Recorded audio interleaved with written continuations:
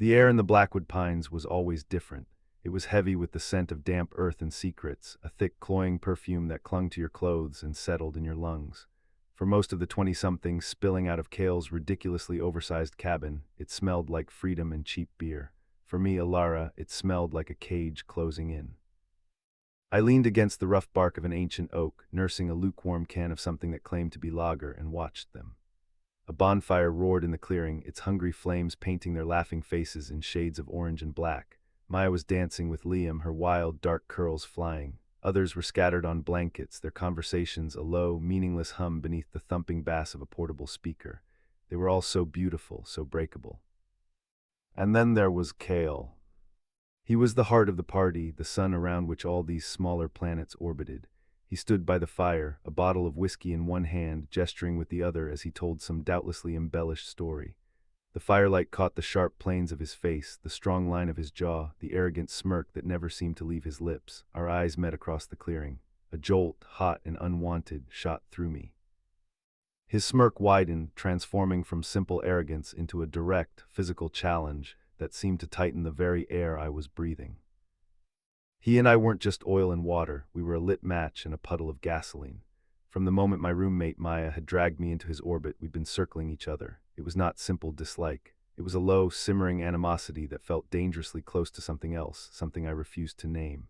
A hum of energy that set my teeth on edge and made the hairs on my arms stand up whenever he was near. I tore my gaze away, my fingers tightening on my can.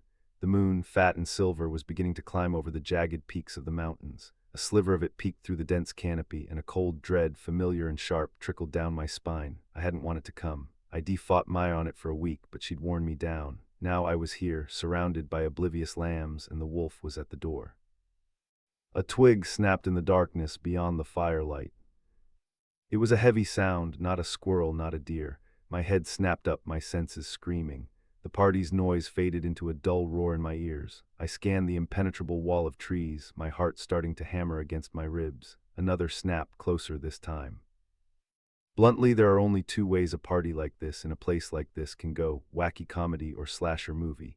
And I was the only one here who knew the slasher had a specific, recurring lunar cycle. I had to get them all inside. Now, but how? I could not scream. There's a monster in the woods. They'd think I was drunk or insane. They would laugh, and then they would die. I needed a farce, a grand, idiotic, utterly believable misunderstanding. My eyes landed on a grotesquely cheerful garden gnome standing guard by the cabin's porch steps. It had a long white beard, a fishing pole, and a vacant, painted-on smile. It was perfect. Pushing off the tree, I strode into the center of the clearing, my boots crunching on fallen leaves.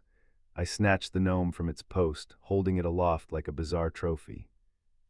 "All right, listen up," I shouted, my voice cutting through the music and chatter. Every head turned toward me. Kael's story died on his lips, his expression a mixture of annoyance and intrigue. "This party just got an upgrade," I announced, forcing a manic grin onto my face. "I present to you the Whispering Gnome of Blackwood." A few people chuckled. Maya shot me a look that screamed, "What the hell are you doing?" I did not care, I just needed their attention. I needed them to play along. I locked eyes with Kael again, letting the bravado wash over me. But this time I let a sliver of the genuine, cold terror I felt bleed into my gaze. His easy smirk faltered, the playful light in his dark eyes vanished, replaced by an unnerving stillness. For a split second I saw past the charming host. I saw something older, something watchful. He saw the truth in my eyes, and he knew somehow that this was not a game. Want to keep the flame ignited without having to wait for the next part? You can find the full, tantalizing tale on our main page. See the link in the description.